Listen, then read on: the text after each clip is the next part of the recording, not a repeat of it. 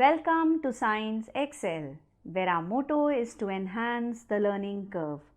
In today's tutorial, let me introduce you to the concept of aerobic cellular respiration. Why do organisms need energy? All organisms need energy for the growth and repair of cells, muscle contractions, active transport, keeping the body warm, transmitting nerve impulses, protein synthesis, to name just a few. In our previous tutorial, we have seen that respiration is just not breathing, but it is the chemical process that supplies the body with energy for all other life processes. Energy is stored in food, and to release this energy, cellular respiration is required. Most organisms breathe to obtain oxygen that helps their survival. But did you know there are few organisms that can survive without oxygen? Isn't it fascinating? Let us learn more about the types of respiration. There are two types of respiration, aerobic and anaerobic.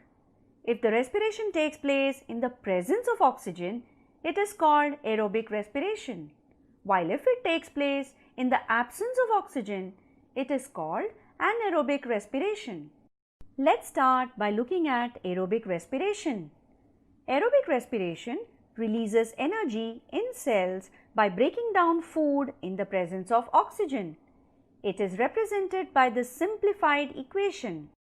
Glucose is broken down by oxygen to release the byproduct of carbon dioxide and water. Energy is released, which is then used to make a special energy molecule called the ATP. ATP stands for adenosine triphosphate.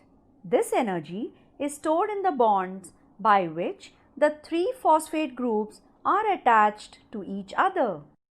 When the chemical bond that holds the third phosphate is broken, it releases a great amount of energy and gets converted into ADP, adenosine diphosphate.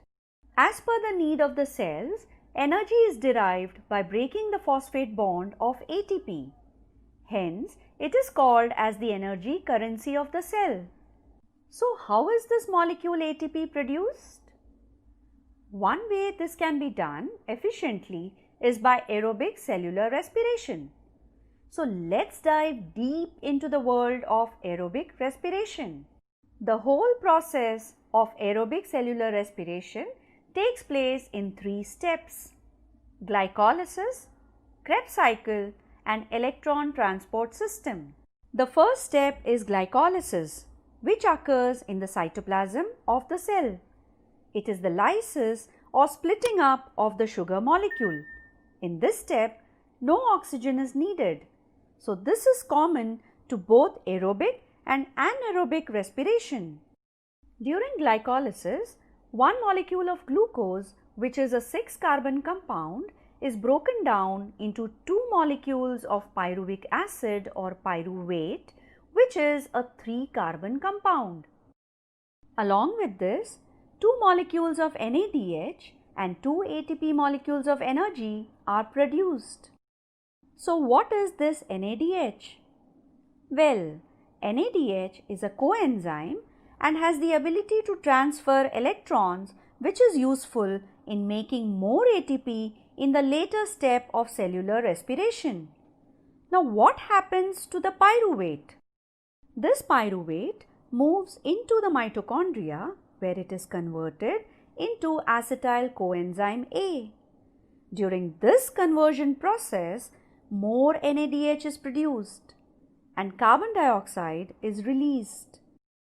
This is an intermediate step between glycolysis and the Krebs cycle. The second step is known as Krebs cycle, also known as tricarboxylic acid cycle or the citric acid cycle. This occurs in the matrix of mitochondria. This step requires oxygen. Acetyl part of the acetyl coenzyme A, which was formed in the initial step, gets completely oxidized to release carbon dioxide, NADH and FADH2.